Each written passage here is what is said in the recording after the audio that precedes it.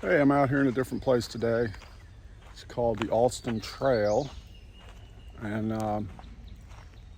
it's real nice. There's a river up here I'll be showing you. And funny thing about living in this town, Columbia, there's not much to do here. I get tempted sometimes to move away to somewhere else that's got a little more culture, a little more stuff going on. Canada's great. Europe, of course, other places. Not much to do here.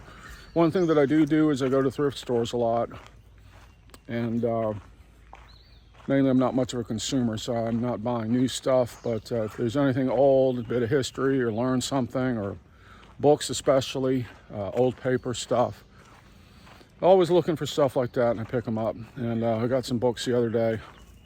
Can't remember the author off the top of my head, I just got them. But he talks about the way of life in the mid 1800s, which is, getting to be 150 years back now. And there was some stuff in there I'd never heard of. Like there were committees against straight roads. They wanted all roads to be curved around because it was more pleasant. And so they would argue about that. And also things like roads at one point were paved with wood. So there were wooden blocks with gravel in between.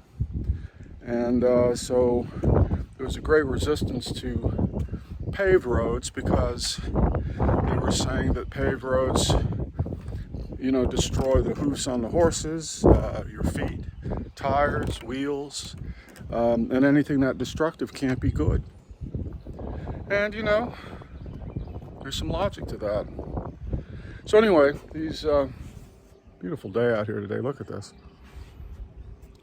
So anyway, finding stuff in these thrift stores, it's a little weird sometimes because the thrift stores that I go to, his house,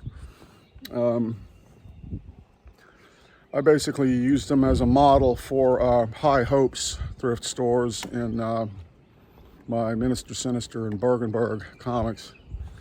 But they're Christian, and basically what they're doing is they're finding people who are really, really, really down and out, alcoholism mainly, real bad alcoholism.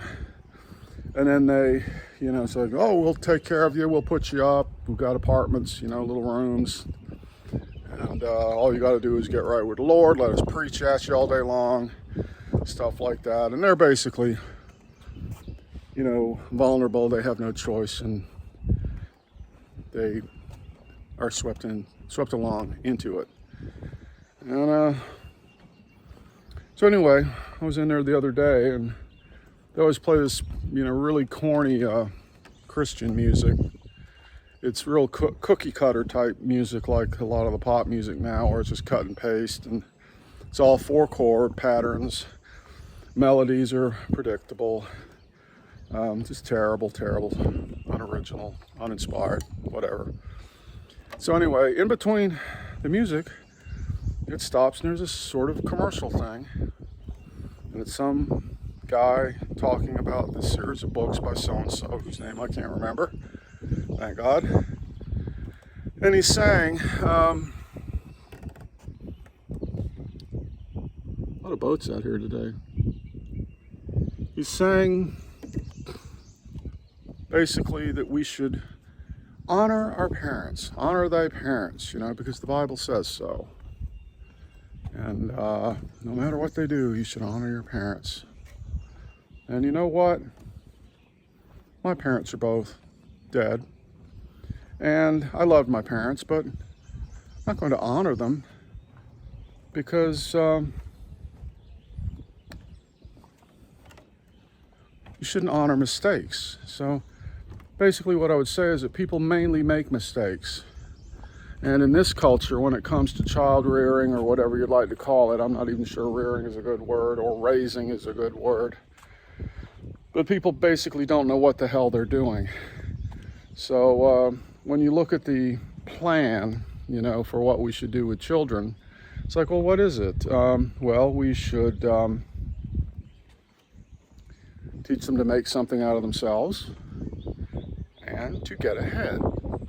And basically, to make something out of themselves is like, just to say to a child, you need to make something out of yourself, is saying you're nothing. You're nothing, therefore you need to make something out of yourself.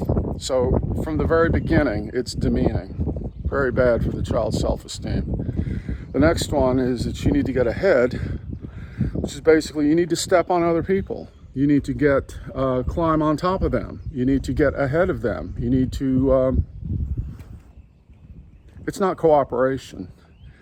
It's very selfish domination. So you have that right there. Now, there are parents out there that have been so terrible, and I haven't been a good parent myself because I didn't know what the fuck I was doing. I didn't have a model. So, but there are parents out there who, you know, it's like, they'll get pinned to the wall basically by all the things that they've done, and it's like, well, no, you can't deny this. You can't deny that you did that, or you didn't do this. You know, you did a shitty job, right? And they'll go, well, yeah, you're right, I did. But, you know, without me, you wouldn't be here.